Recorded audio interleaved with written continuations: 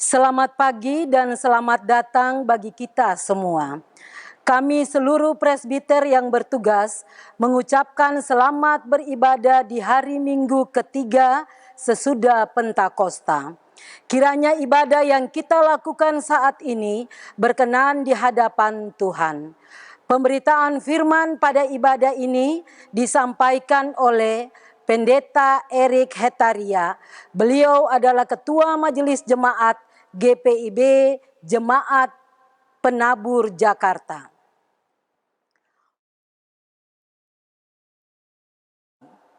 Gereja bukanlah sekedar sebuah tembok-tembok buatan manusia belaka. Gereja lebih daripada itu. Gereja sesungguhnya ialah diri kita sendiri. Jiwa dan raga kita ialah tempat Kristus yang penuh kasih berdiam diri. Dengan demikian, hendaknya sebagai gereja kita mampu memancarkan kasih Kristus dimanapun, kapanpun, dan kepada siapapun. Pancarkanlah senantiasa kehangatan cinta kasih Kristus kepada setiap ciptaannya. Di bulan Pelkes GPIB saat ini, marilah kita menjadi berkat bagi banyak orang dengan terus menyuarakan Injil Kristus melalui karya pelayanan sebagai gereja. Serta menjadi gereja yang tidak egois, yang hanya memikirkan diri sendiri, melainkan gereja yang misioner. Kiranya GPIB terus hadir menabur kasih yang menumbuhkan sukacita dan harapan mulai dari kota hingga ke pelosok desa. Biarlah GPIB melalui pos-pos Pelkesnya menjadi perpanjangan tangan Kristus yang merangkul di tengah situasi dan kondisi yang berat dan sulit saat ini. Sebab melalui kasih, sesungguhnya harapan tidak akan pernah hilang. Kasih mampu menghangatkan yang dingin, menyembuhkan yang terluka, memulihkan yang remuk redam, dan membangkitkan yang terjatuh. Marilah kita berdiri menyambut firman Tuhan yang hadir di tengah-tengah persekutuan kita.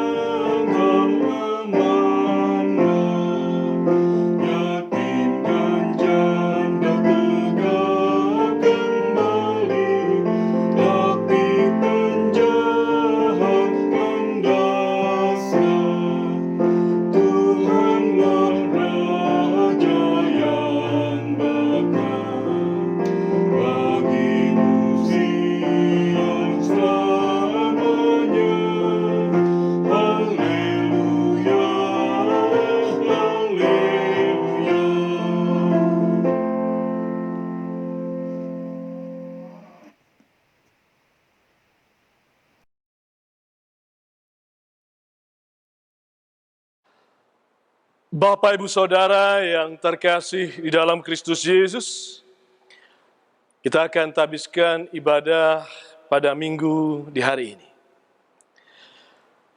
Pertolongan kita, adalah dalam nama Tuhan yang menjadikan langit dan bumi.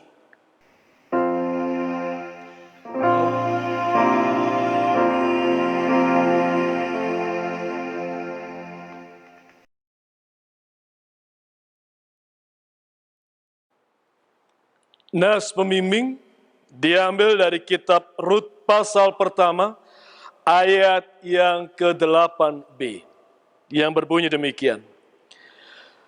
Tuhan kiranya menunjukkan kasih-Nya kepadamu seperti yang kamu tunjukkan kepada orang-orang yang telah mati itu dan kepadaku.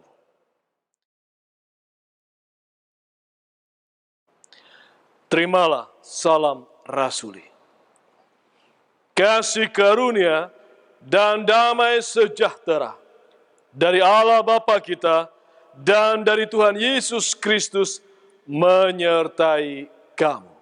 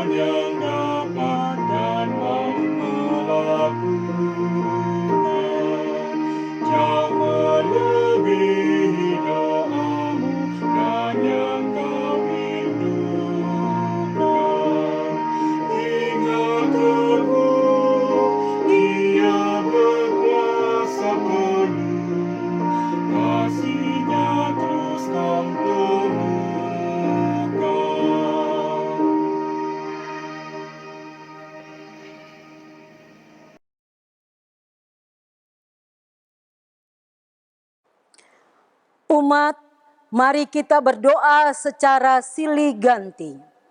Ya Bapa yang Maha Kuasa, kami sadar selama ini kami telah berbuat jahat. Kami tidak mampu menjadi pengikut-Mu yang taat dan setia. Kami lebih suka hidup menjauh dari-Mu. Kami lebih suka melanggar firman-Mu dibandingkan dengan menjadi pelaku firman-Mu. Ampunilah kami ya Tuhan.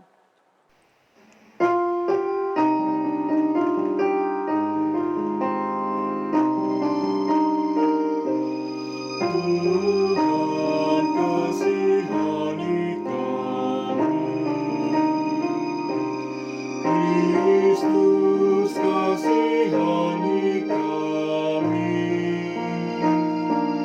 Tuhan kasihani kami.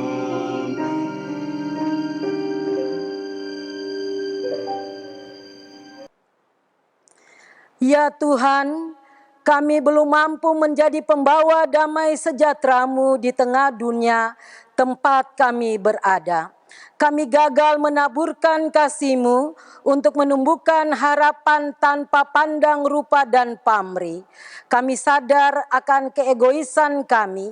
Kami sadar selama ini kami hidup untuk diri sendiri, sedangkan mereka yang kami sebut saudara, yang hanya kami kenal dan dekat dengan kami. Kami lebih sering berputus asa, tidak percaya akan kehadiran-Mu, meragukan kuasa-Mu, menolak uluran tangan kasih-Mu. Ampunilah kami ya Tuhan yang Maha Pengasih.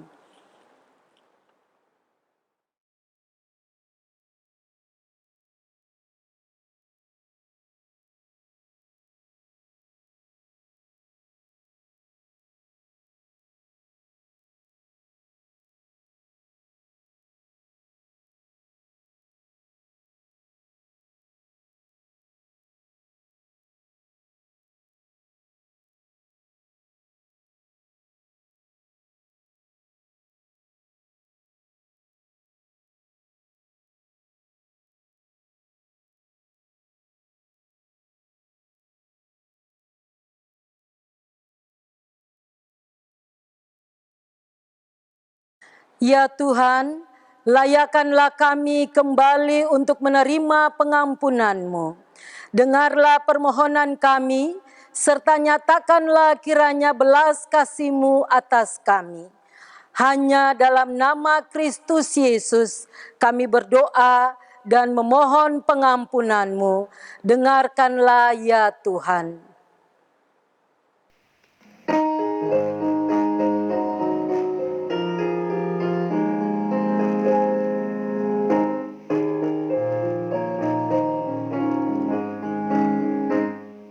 Maukah dosamu dihapus bersih besar kuasa-Nya, darah Tuhan, Kau kan menang dari kuasa gelap, hajat kuasa darah Tuhan.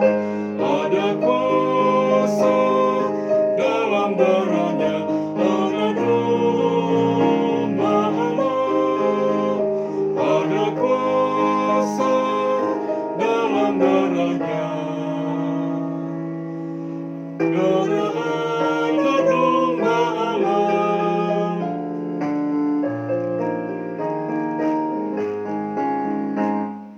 Maukah engkau jadi suci bersih, besar kuasa-Nya, darah Tuhan, akan dosamu dicabut banyak, ajaib kuasa darah Tuhan. Ada kuasa dalam darah-Nya, anak domba Allah. Ada kuasa dalam darah-Nya, darah anak domba Allah.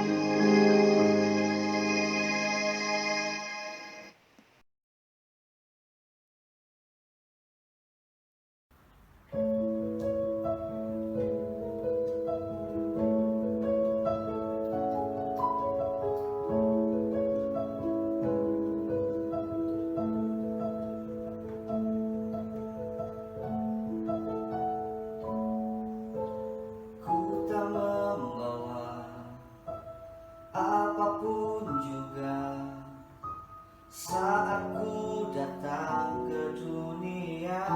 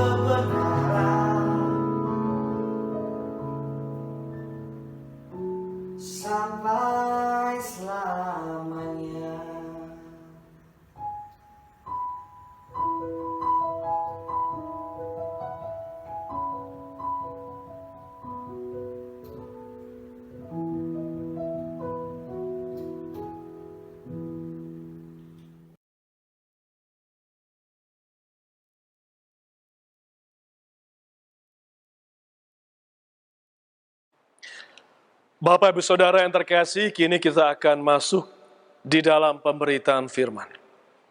Mari kita siapkan hati serta pikiran, kita bersatu dalam doa. Ya Tuhan, curahkanlah Roh Kudus-Mu, menjamah dan mengurapi pendengaran, pikiran, dan hati kami, agar firman-Mu yang kami dengar melalui bacaan Alkitab dan pemberitaannya, kami pahami, dan kami dapat melakukannya dalam hidup setiap hari. Amin.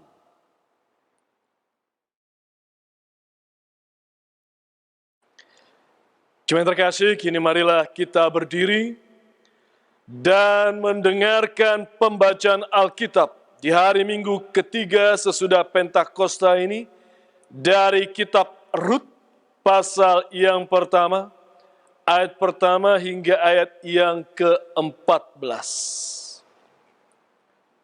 Yang menyatakan, perikopnya diberi judul oleh Lembaga Alkitab Indonesia, Rut dan Naomi.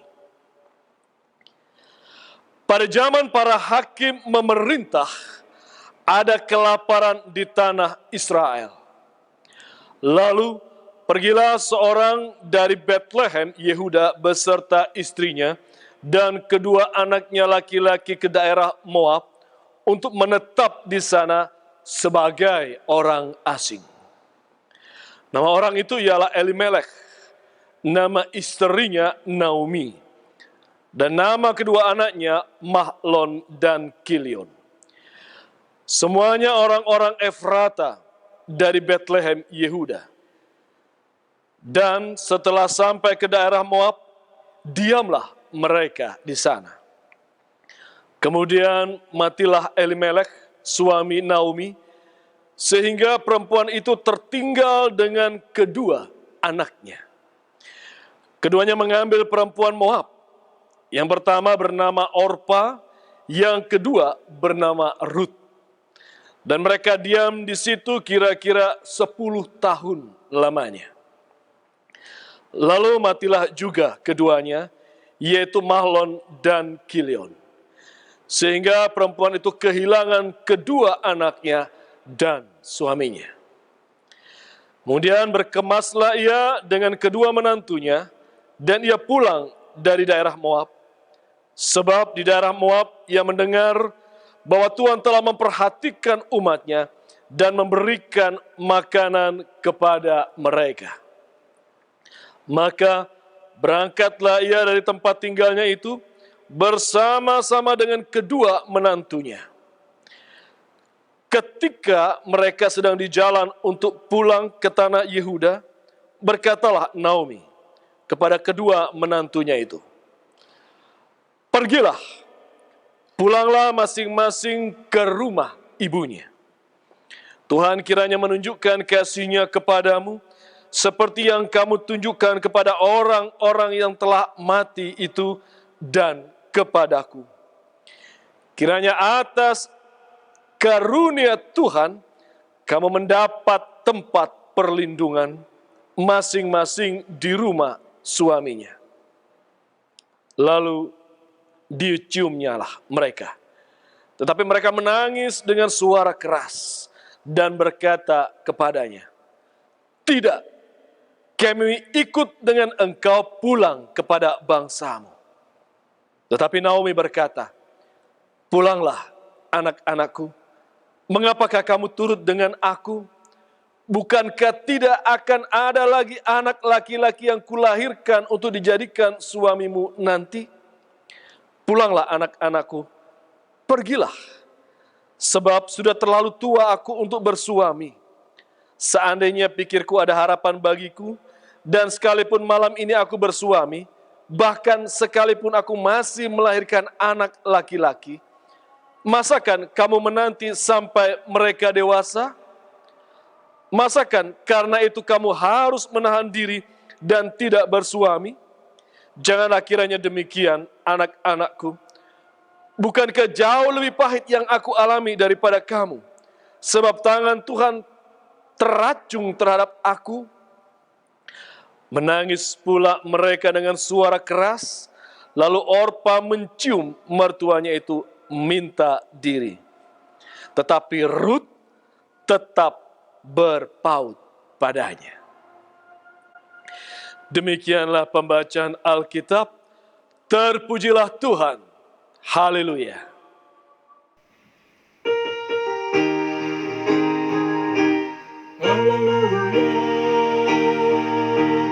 Haleluya, pujilah Tuhan bersamanya, haleluya.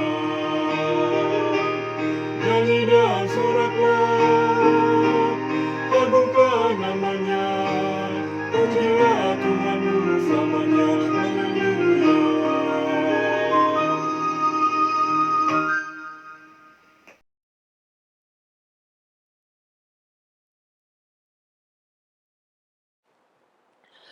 Shalom. Bapak Ibu Saudara yang terkasih dalam Kristus Yesus, sebelum kita kupas renungan pada saat ini yang berbicara mengenai kisah Rut dan Naomi, saya mau berbagi kisah sedikit mengenai pengalaman saya ketika saya kuliah di Sekolah Tinggi Teologi Jakarta. Saya mahasiswa perantauan dari Surabaya. Ya, Bapak Ibu Saudara, walaupun lihat wajah saya ini wajah Jawa, dan walaupun istri saya manggil saya Mas, kalau lihat nama saya ini orang Ambon, Bapak Ibu.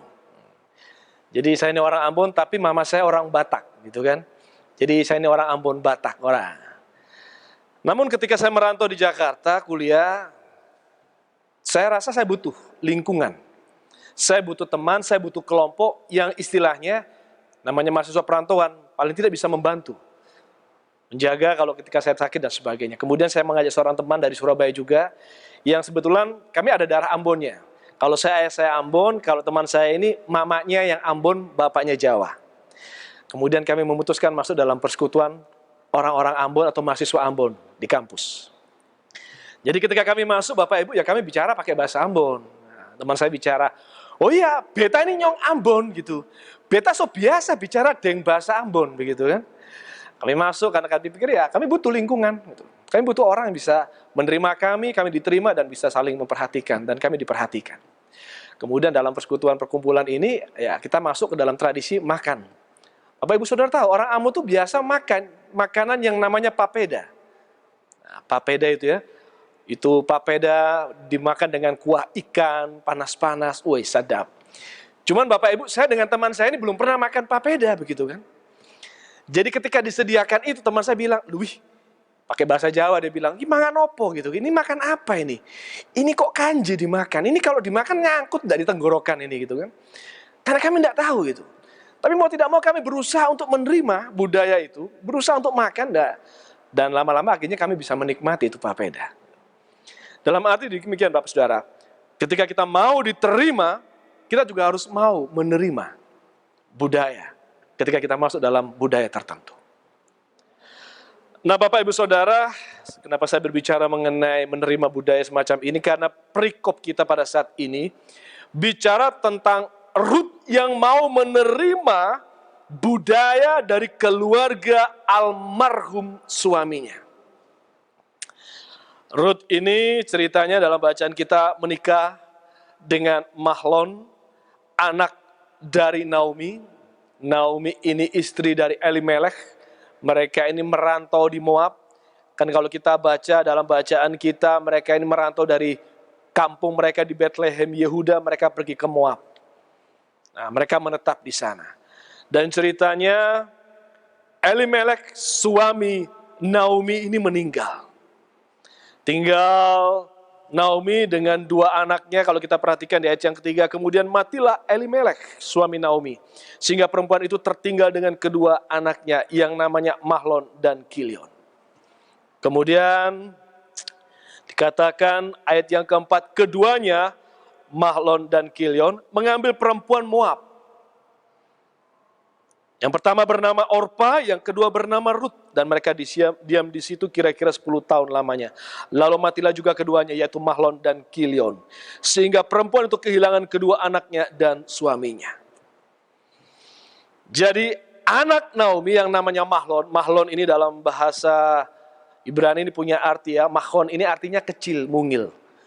Jadi yang menikah dengan Ruth ini, Mahlon ini mungkin laki-laki pria ini agak-agak kecil, mungil.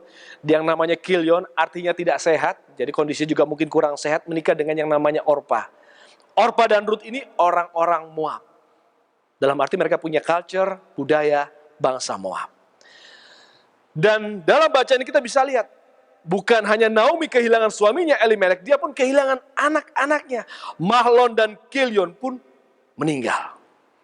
Sehingga itu membuat Ruth dan Orpa kehilangan suami dan punya status sebagai janda.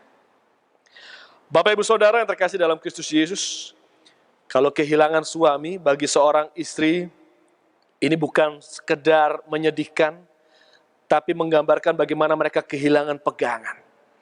Bahkan bisa dikatakan kehilangan separuh jiwa. Kalau lagu sekarang bilang separuh nafasku. Mereka kehilangan itu. Kehilangan pasangan. Kenapa? Karena mereka hidup di budaya di mana kalau laki-laki meninggal, karena perempuan dianggap kelasnya di bawah, wah mereka akan kehilangan pegangan hidup. Dan kematian suami-suami mereka, Naomi, Ruth dengan Orpa yang membuat mereka mempunyai status janda ini, menggambarkan bahwa tidak ada seorang pun yang akan mengurus mereka. Susah bagi mereka untuk mengurus karir dan sebagainya. Kalau sekarang, ya kita bicara mengenai budaya pada masa ini, di tengah-tengah gaya hidup kosmopolitan, ya kalau bagi keluarga besar, Jemaat Horeb, seorang janda masih bisa meniti karir. Dia bisa buka usaha, bisa bikin usaha online dan sebagainya. Tapi konteks pada masa itu, mereka tidak bisa berbuat apa-apa gitu. Itu sebabnya membuat hidup Naomi dengan menantunya Ruth dan Orpa ini menjadi sangat berat. Itu sebabnya Naomi memutuskan dia mau pulang ke Yehuda. Dan ketika dia mau pulang ke Yehuda, Naomi memutuskan untuk melepaskan menantu-menantunya Orpa dan Ruth. Kita lihat bacaan kita. Di ayat yang ke-11, Naomi berkata kepada menantunya, "Pulanglah anak-anakku, mengapakah kamu turut dengan aku? Bukankah tidak akan ada lagi anak laki-laki yang kulahirkan untuk dijadikan suamimu nanti?" Dia suruh pulang. Karena paling tidak kalau Ruth dan Orpa pulang ke kampung halamannya, tinggal di Moab, dan Naomi pulang ke Yehuda, ke tanah Yehuda, paling tidak Ruth dan Orpa masih punya saudara, kerabat yang masih bisa memperhatikan mereka.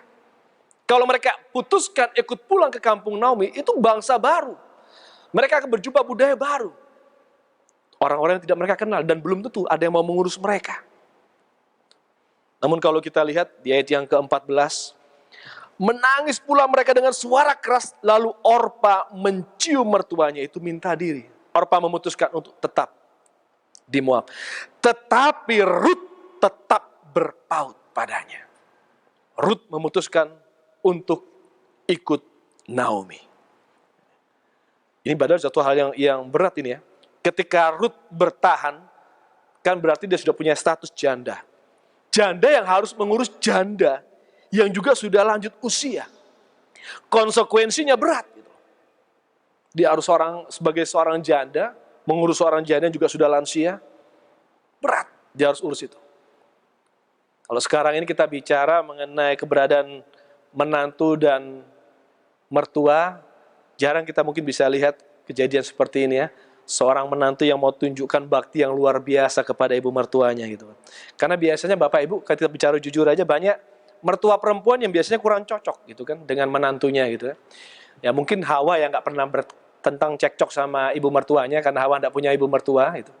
Tapi rata-rata seorang perempuan menantu sering bertengkar dengan ibu mertuanya. Walaupun tidak semuanya seperti itu. Dan belum tentu mereka mau mengurus ibu mertuanya. Ada masalah mungkin sudah repot-repot, kirim saja ke panti werda selanjutnya. Tapi kita bisa lihat di sini tentang Ruth. Ruth ambil resiko. Bahkan dia membuang segala sesuatu yang dianggap berharga baginya di Moab. Kalau dia tinggal di Moab, ada keluarga yang akan paling tidak mengurus dia. Tapi dengan sukarela dia memilih pergi ke tanah Yehuda. Memulai suatu kehidupan baru. Ada gambaran di sini. Bagaimana Ruth mengakui pernikahannya. Itu bukan hanya ketika dia menikah dengan Mahlon. Dia mengikat kasih bukan hanya dengan suaminya Mahlon. Tapi dia mengikat kasih kepada keluarga Mahlon. Keluarga suaminya. Itu berarti dengan mertuanya, dengan keluarga, dengan bangsanya. Bahkan juga dengan Tuhannya. Itu sebabnya, di ayat yang ke-16, kalau kita lompat, Bapak Saudara, Rut berkata apa di ayat yang ke-16? Tetapi kata Rut, janganlah desak aku meninggalkan engkau dan pulang dengan tidak mengikuti engkau. Sebab kemana engkau pergi, ke situ jugalah aku pergi. Dan di mana engkau bermalam, di situ jugalah aku bermalam. Bangsa mula bangsaku dan Allah mula Allahku. Rut mengambil keputusan yang luar biasa. Dia menikah dengan Mahlon. Bukan hanya mengasihi Mahlon, menerima Mahlon, tapi menerima keluarganya, bangsanya, budayanya, dan bahkan juga Tuhannya. Dia memutuskan taat setia dengan Tuhan, Allah, sesembahan bangsa Israel. Nah, Bapak Ibu Saudara yang terkasih dalam Kristus Yesus, kembali kalau kita bicara mengenai budaya, ini resiko yang cukup besar yang ditempuh oleh Rut. Dia harus setiap menerima budaya keluarga almarhum suaminya, dan itu bukan suatu hal yang mudah, menerima budaya seperti itu. Kita harus belajar menerima budaya itu. Saya dulu pernah melayani selama 5 tahun di Solo, Bapak Ibu, di Surakarta. Apa Ibu Saudara tahu ya, Solo Surakarta itu budayanya itu budaya orang-orang Jawa. Yang kalau bicara saderengipun kula nyuwun pangapunten kagem para rawuh sedaya, bicaranya begitu halus. Anak saya yang pertama lahir di Jawa Timur. Dia kemudian besar, SD-nya di Solo dengan budaya halus. 5 tahun di Surakarta, di Solo, kemudian kami pindah ke Riau, Bapak Ibu. Di Riau, mayoritas jemaat kami, 80% itu orang-orang Batak, orang-orang Sumatera. Ya, kita berjumpa dengan budaya yang jauh berbeda, begitu kan. Nah, anak saya mau tidak mau harus menyesuaikan diri. Sampai anak saya kadang-kala pernah ada satu kejadian, dia ngomong sama temannya, kenapa sih kamu kok suka marah-marah? Nggak ada aku marah-marah sama kau, kenapanya kau ini? Nggak ada aku marah. Nah itu kok ngomongnya marah-marah begitu? Saya bilang sama saya, ya nggak marah-marah itu, ya memang begitulah. Budayanya memang seperti itu. Kamu harus mengerti budaya orang Batak begitu, kalau ngomong harus bisa menerima. Dan mau tidak mau anak saya nomor 2, nomor 3 pun harusnya bisa menerima. Dan bahkan menerima larut dengan budaya orang Batak, sehingga kadang-kala ketika saya pergi sidang beberapa lama, sampai 1 minggu, ketika pulang pernah anak saya ketemu saya kemudian bertanya, dari mana kau? Ini papa panggil-panggil kau, begitu kan. Kenapa sudah larut dengan budaya? Tapi paling tidak, Bapak Saudara, gambarannya tidak mudah untuk menerima budaya orang lain yang berbeda. Tetapi kasih bisa memampukan kita untuk itu. Dan itu juga yang dilakukan oleh Rut. Ketika dia mengasihi almarhum suaminya Mahlon, dia menerima keluarga budaya bangsa Israel, dan dengan kasih yang luar biasa, dia bisa masuk di dalam budaya itu. Karena itulah kasih. Kasih, dia bisa menjembatani jurang pemisah. Kasih bisa merubuhkan dinding atau tembok pemisah. Bahkan di dalam perbedaan-perbedaan culture sekalipun, kasih bisa melampaui semua itu. Kasih bisa membuat kita diterima dan menerima yang berbeda. Karena itu kebutuhan dasar setiap manusia, Bapak Ibu. Manusia punya kebutuhan dasar untuk dia bisa diterima. Dan kalau kita ingin diterima, kita harus mau menerima. Rasanya tidak enak ya. Ketika kita masuk dalam lingkungan, kemudian kita tidak bisa diterima. Dan kalau kita mau diterima di lingkungan itu, kita harus mau menerima. Saya kemarin harus pergi ke satu tempat, yang ketika saya mau ke sana, saya hubungi Pak RT-nya, Pak RT bilang, Pak, surat jalan Pak ya, dari RT RW, kalau enggak Bapak tidak bisa masuk ke lingkungan kami. Waduh, perlu SIKM Pak, gitu kan. Ya. Tapi karena ini gambaran begitu loh. Kalau kita mau diterima, kita harus masuk dengan peraturan-peraturan yang ada di situ. Kita harus menerima aturan-aturan itu. Dan sangat sakit ya kalau kita tidak diterima oleh satu lingkungan. Bahkan kalau kita bicara jujur di negeri ini aja, rasanya sakit ketika kita diperlakukan bukan sebagai warga negara di negara ini, tapi sebagai warga negara kelas 2, kelas 3 di negeri ini. Dianggap sebagai kelompok minoritas yang selalu diintimidasi atau bahkan mengalami persekusi. Saya di Riau pernah menghandle satu pospelkes. Kita yang ada di Riau pospelkes dari GPB Frata Padang yang ada di Solo Selatan. Lunang si laut itu mereka harus dipersekusi tanda tangan, tidak boleh melaksanakan ibadah. Itu gambaran sakitnya ketika kita tidak diterima. Bapak Ibu Saudara yang terkasih dalam Kristus Yesus, diterima adalah kerinduan setiap orang. Dan kalau kita ingin diterima, kita harus mau menerima. Harus ada timbal balik dua arah secara seimbang. Termasuk dalam kehidupan kita. Di dalam rumah tangga pun, seorang suami yang seringkali mengeluh akan kekurangan istrinya juga seharusnya introspeksi diri. Dia juga jadi suami yang baik belum? Dia bisa menerima kekurangan kelebihan istrinya belum? Kita bisa lihat dan belajar itu dari Rut. Rut bukan hanya mau menerima suaminya Mahlon, tetapi kasih Rut terhadap Mahlon memampukan dia menerima keluarga besar Mahlon, bangsa Israel, budayanya, culture-nya, bahkan dia menerima dan taat setia kepada Tuhan sesembahan suaminya. Dan di situ ada harapan. Kita tahu bagaimana di kemudian hari Rut menikah dengan salah seorang bangsa Israel yang namanya Boas. Dan Rut dan Boas punya anak yang namanya Obed. Obed ini kemudian punya anak Isai yang merupakan ayah dari Daud.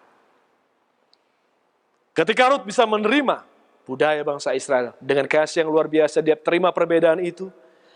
Kasih itu membuat dia memperoleh harapan. Menjadi orang yang dipilih. Menjadi nenek moyang. Oyang atau istilahnya orang Jawa bilang eyang buyut dari Daud, raja besar Israel. Bahkan kemudian dia menjadi nenek moyang dari Yesus Kristus, juru selamat bagi umat manusia. Itu yang perlu jadi catatan buat kita pada saat ini. Sudah belum kita mengasihi? Mengasihi siapapun. Bahkan dalam situasi kondisi pada saat ini, ketika wabah pandemik datang menghantam negeri ini, sudah belum kita mengasihi orang, bahkan mungkin orang-orang saudara-saudara kita yang terpapar. Kadang-kadang suka orang memberikan stigma negatif gitu. Atau orang yang terdampak masalah pekerjaan, ekonomi, sebagainya. Apa yang kita sudah bisa lakukan? Karena ingat, kasih, dia tidak membangun jurang pemisah. Kasih justru menjembatani jurang pemisah. Dan kasih tidak membangun dinding. Dia akan merobohkan setiap dinding dan tembok pemisah. Dan kasih akan memberikan berkat anugerah dalam kehidupan kita seperti yang sudah dialami Rut. Biar itu menjadi catatan untuk kita pada saat ini. Roh Kudus mampukan kita bukan hanya mengerti dan memahami. Tuhan Yesus memberkati. Amin.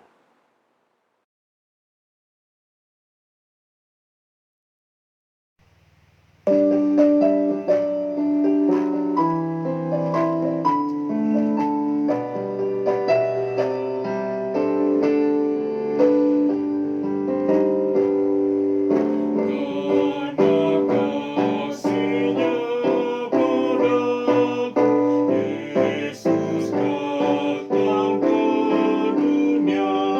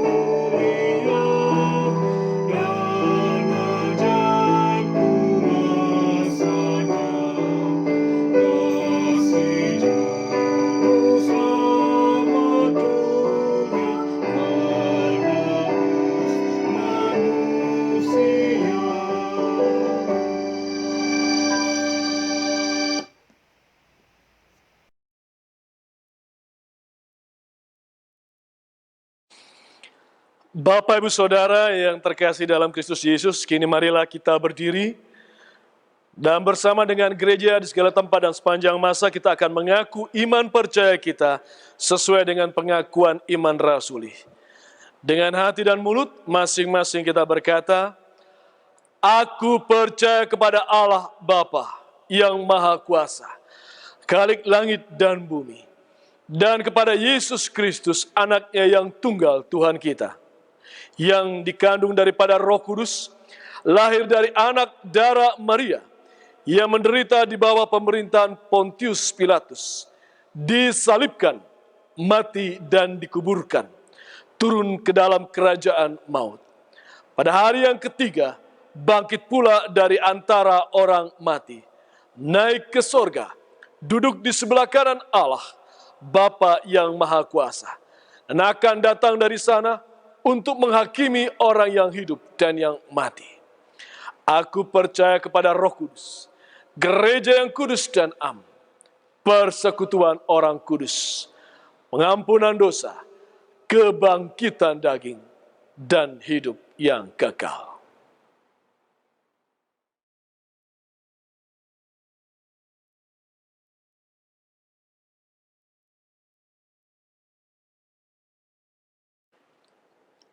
Umat Tuhan, kini saatnya kita memberikan persembahan syukur bagi Tuhan, seperti firman dalam kitab 1 Tawarik 16 ayat 34, yang menyatakan, bersyukurlah kepada Tuhan, sebab ia baik, bahwasanya untuk selama-lamanya kasih setianya, Tuhan memberkati saudara dan persembahan saudara.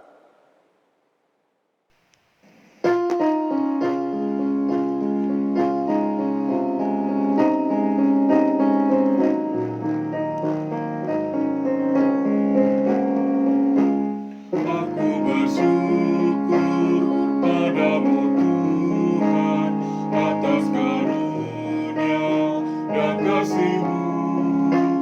Seluruh jiwa, tubuh dan rohku ku persembahkan kepadamu.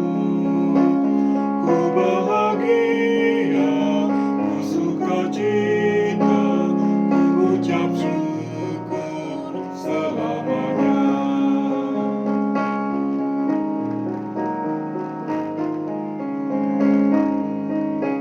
Tiada kata kami ungkapkan, hanyalah syukur kepadamu. Allah yang layak kami tinggikan, karena besarlah kuasa-Mu. Terimalah Tuhan ungkapan syukur yang kami bawa kepadamu.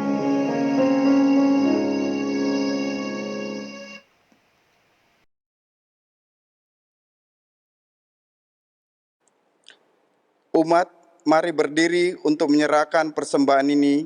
Dalam doa syukur, kita berdoa. Ya Tuhan, terimalah persembahan kami yang tak sebanding dengan berkat yang Engkau berikan kepada kami. Sebab siapakah kami ini, sehingga mampu memberikan persembahan seperti ini, jikalau bukan dari-Mu juga persembahan yang kami berikan ini. Jadikanlah persembahan kami ini sebagai berkat untuk menyatakan kasih-Mu bagi sesama dan bagi pembangunan tubuh Kristus. Hanya dalam nama-Mu Yesus kami berdoa. Amin.